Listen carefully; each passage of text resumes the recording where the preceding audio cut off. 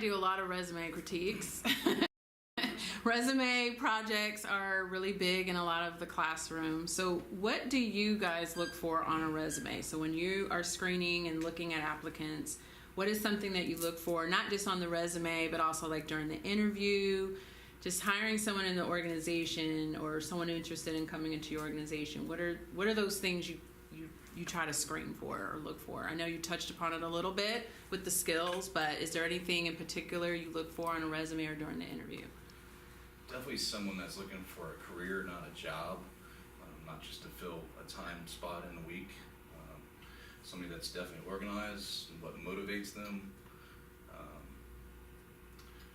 where do they see themselves 10 years from now, future aspirations, all that comes into play.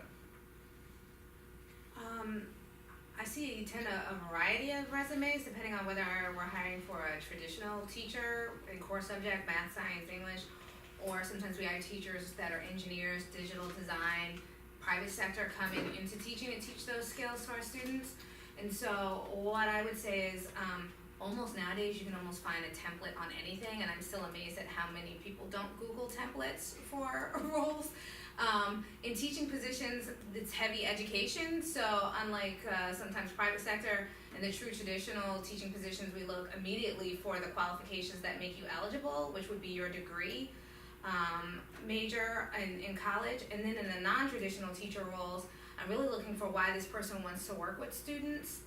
What I will say is consistent over all those teaching assignments, and one thing that I appreciate when I see on a resume is bullets that are tied to achievements and results and tasks. So a lot of times I see a resume that has just like a lot of sentences or just a short amount of sentence. I would assume that in your sales you make phone calls, right?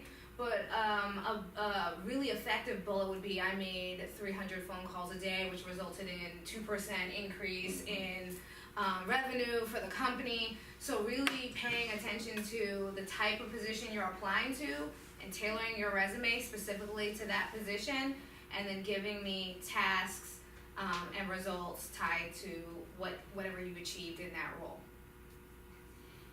That's well said.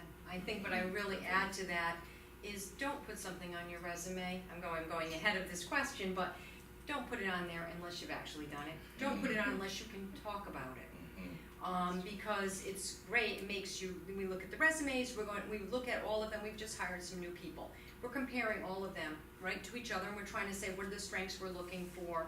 So when we've narrowed it down to the 3 people we're going to interview, you are there because you've said you know these things. You've said that you have these skills, and you've shown consistency in your work life.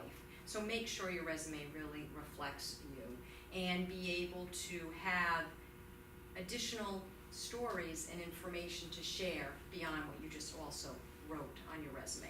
Because a lot of times we're looking to see, are you going to fit with us, right? So if we're interviewing you, we know these 3 candidates look good on paper, but now it's being the best you can be, and hopefully that's going to fit with the dynamic of the office, and that is really important.